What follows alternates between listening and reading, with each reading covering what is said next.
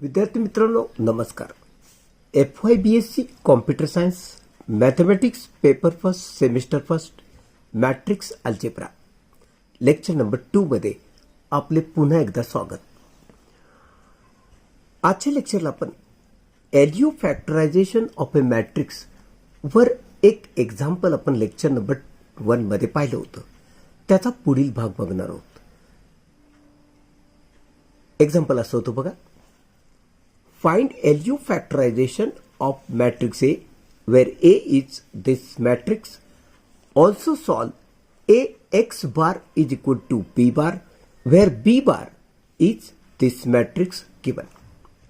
मित्रांनो first part मध्ये आपण A या मॅट्रिक्सला LU फॅक्टरायझेशन मेथडने फॅक्टराइज केलेलं होतं. म्हणजे ए ला आपण दोन मॅट्रिक्स मध्ये फॅक्टराइज केलं होतं. एक एल म्हणजे हा लोअर ट्रँग्युलर मॅट्रिक्स आणि दुसरा यू म्हणजे अप्पर ट्रँग्युलर मॅट्रिक्स मध्ये आपण ए या मॅट्रिक्सला फॅक्टराइज केलेलं होतं. आता आपण त्याचाच वापर करून आजच्या लेक्चरमध्ये आपण हे इक्वेशन सॉल्व्ह करणार. म्हणजे एक्स बारची किंमत काढणार. एक्स बार म्हणजे काय? x1, x2, x3 या व्हेरिएबलच्या किमती काढणार. तर चला आजच्या लेक्चरला सुरुवात करूया. तर मित्रांनो मागील भागामध्ये आपण U आणि L हे दोन मॅट्रिक्स शोधून काढले होते. ते A ला फॅक्टराइज केलेले मॅट्रिक्स होते. म्हणून आपण A ला L U या फॅक्टर्स मध्ये विभागलेलं आहे. एल म्हणजे काय? हा मॅट्रिक्स. यू म्हणजे काय?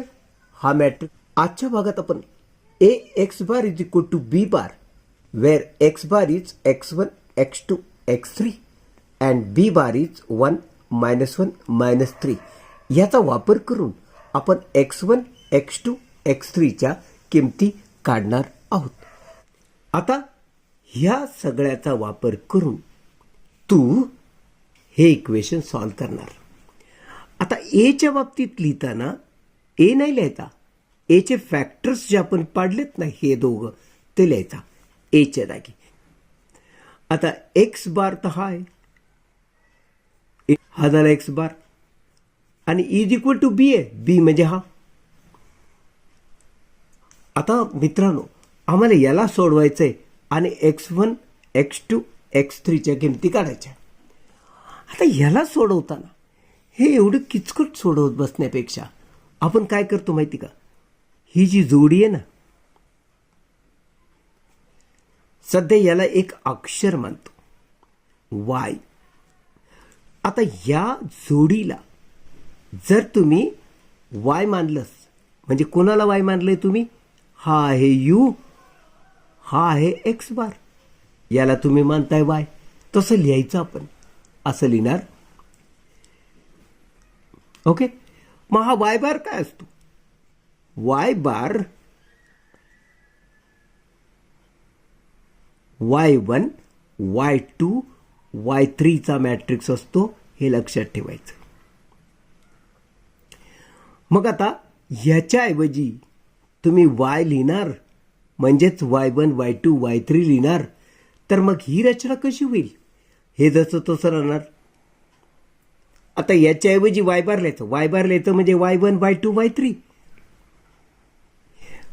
इज इक्वल टू हा बी जसं जे तसं राहणार.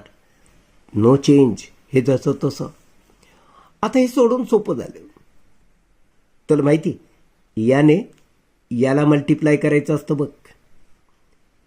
आणि ही फर्स्ट रो आहे इक्वेट करायची या एलिमेंटची म्हणजे 1 ची. 1 इंटू y1 y1च येणार. 0 इंटू y2 0 लिहितच नाही मी. 0 इंटू y3 0 ते इथं लिहितच नाही. 0 प्रॉडक्ट काय लिहायचं हो? इज इक्वल टू डायरेक्ट लिहिलं मी 1. म्हणजे थोडक्यात सांगायचं म्हणजे तुला y1 ची किंमत मिळालेली आहे 1. आता सेकंड रो सोडवतोय मी. या एलिमेंटनी याला, याने याला, याने याला मल्टिप्लाय करायचं. इज इक्वल टू हे लिहायचं. आता 0ने जर याला मल्टिप्लाय केलं तर 0च येतो, म्हणून मी ते लिहित नाही. आणि इज इक्वल टू येणार -1. तुझ्याकडे y1 ची किंमत आहे 1, म्हणून तू जर इथं ती किंमत ठेवली तर ते असं होईल. देअरफॉर 1/2 इंटू 1 ही y1 ची किंमत plus y2 is equal to -1. हा गुणाकार तर 1/2 इंटू 1 1/2 येणार. मग हा 1/2 या बाजूला आणायचा, तो होणार मायनस. म्हणजे तू लिहिशील y2 इज इक्वल टू हा 1/2 इकडे आणला, मायनस झाला. ह्याला कसं सोडवतो तुला माहिती आहे. या 2ने या 1ला मल्टिप्लाय कर, दॅट इज इक्वल टू -2. हा -1 ॲज इट इज राहणार आणि अपॉन हा 2 सुद्धा जसाच्या तसा राहणार. हे समान चिन्ह आहे, त्यांची बेरीज करतात. -2 -1 दॅट विल गिव्ह यू -3/2. ही झाली y2 ची किंमत. आता फायनल तुला ही थर्ड रो सोडवायची आहे. हे इंटू y1, हे इंटू y2 आणि हे इंटू y3. 1/4 y1 प्लस -3/2 म्हणून या इथं मायनस येणार, प्लस मायनस मायनस -3/2 y2 पुढं plus y3 that is equal to येणार -3. थर्ड रो मल्टिप्लाय करून सोडवलं बरं का. आता y1 ची किंमत आहे तुझ्याकडं किती आहे -1. y2 ची किंमत आहे तुझ्याकडं किती आहे -3/2. म्हणून मी असं लिहितो बघ, 1/4 y1 ची किंमत आहे 1 -3/2 y2 ची किंमत आहे बघ -3/2 आणि हा y3 ॲज इट इज ज्याची आपल्याला किंमत काढायची इज इक्वल टू -3. हा 1/4 गुणाकार येणार, हा मायनस मायनस प्लस अंशांशाचा गुणाकार म्हणजे 3 3 9, छेदाछेदाचा गुणाकार म्हणजे 2 2 4. हा y3 ॲज इट इज आणि दॅट इज इक्वल टू -3. आपण हे ॲडिशन करून घेऊ. एलसीएम घ्यायचा 4, कारण छेद सारखा असला तोच एलसीएम असतो. आणि अंश सुद्धा जसं तसं लिहितो आपण. 1 + 9 म्हणजे 10 plus y3 that is equal to -3. आता 10/4 इकडं 3 चौक 12 असा गुणाकार करायचा, तो येणार -12. हा -10 ॲज इट इज आपण एलसीएमचा 4 ॲज इट इज. ही बेरीज येते 22 -22 आपण येणार 4. 2 2 4 2 1 2 1 असा भाग जातो आणि फायनली तुझ्याकडं y3 ची किंमत मिळते -11/2. मग मी y1 y2 y3 ची किंमती लिहून टाकतो. ठीक आहे. आपण समीकरण असं लिहिलं बघ, असं आपण लिहिलं. मग बरं याच्यात किंमती ही होती u ची किंमत. ओके. इंटू काय आहे x बार. ठीक आहे. इज इक्वल टू y बार. आता मित्रांनो याला सोडवलं की आपल्याला x1 x2 x3 ची किंमती मिळणार. सोडवणार कसं बघ. आता आपण बॅक सबस्टिट्यूशन करू, म्हणजे थर्ड रो पासून वर वर जाणार आपण. 0 इंटू x1 0 मी लिहित नाही. 0 इंटू x2 0 तो पण लिहित नाही. 11/2 into x3 11/2 x3 is equal to ही थर्ड रो -11/2. आता तुला माहिती आहे हा x3 जर तुला हवा असेल तर आपण लिहिणार -11/2 अपॉन +11/2. ओके, हा भागाकार येणार 1 आणि साइन राहील मायनस. सो आता आपण सेकंड रोचा वापर करू. 0 इंटू x1 0 म्हणून मी लिहित नाही.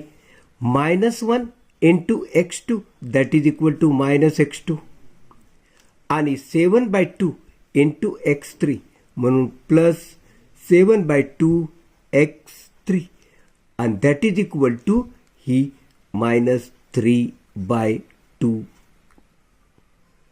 ह्याला सोडवतोय तू, म्हणजे तुझ्याकडे x3 ची किंमत आहे -1 ती इथं भर. आता बघ, हा गुणाकार जर तू केलास तर +7/2 इंटू -1 येणार -7/2 आणि हा -7/2 जर तू राईट हँड साईडला आणला तर होणार +7/2. ही जी ॲडिशन तुला करायची, छेद तर सारखाच आहे, तो लिहायचा 2. अंश पण जसं तसं राहील, म्हणजे -3 + 7 किती येणार रे? 7 मधून 3 गेले, खाली उरले 4/2. आणि जर याला भागलंस तर 2 2 4. थोडक्यात -x2 ची किंमत 2 येते बघ. मग हे मायनस साईन जर याला दिलं गेलं तर x2 ची किंमत होणार बघ -2. हे निगेटिव्ह साईन याला दिलं तर x2 ची किंमत होते -2. फायनली तुला फर्स्ट रो सोडवायची, म्हणजे ही 4x1 + 2x2 + 3x3 is equal to तू लिहिणार 1. ओके, आता 4 x1 ची किंमत किती आहे माहीत नाही, म्हणून हा x1 सध्या तरी मी तसाच ठेवतो. +2 x2 ची किंमत किती आहे -2 +3 x3 ची किंमत किती आहे -1 इज इक्वल टू 1. सोडू याला. 4x1 तसं तसं राहील, त्याला काही करणार नाही तू.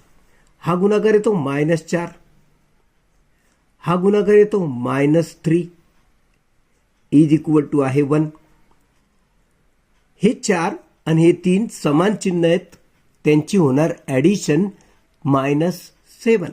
ओके, आणि हा -7 जर आपण या राईट साईडला आणला तर +7 होणार, म्हणून तू असं लिहिशील दॅट इज इक्वल टू 8.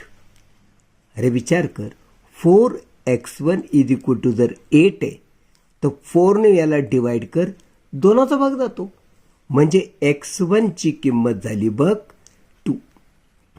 4 2 8 म्हणून x1 ची किंमत झाली 2. तर मित्रांनो, अशा रीतीनं x1 ची किंमत आली 2, x2 ची किंमत आलती -2 आणि x3 ची किंमत आलती -1. हे त्याचं सोल्युशन झालं. तर मित्रांनो, आजच्या लेक्चरला आपण इथंच थांबूया. तर या चॅनलला लाईक करा. आपल्या मित्रांमध्ये जे FY BCSला आहेत सध्या, त्यांना हा व्हिडिओ शेअर करा. त्यांनासुद्धा चॅनलला सबस्क्राईब करायला सांगा. हो, तुम्हीसुद्धा चॅनलला सबस्क्राईब करा आणि बेल आयकॉनसुद्धा प्रेस करायला विसरू नका. मी आपला निरोप घेतो. नमस्कार.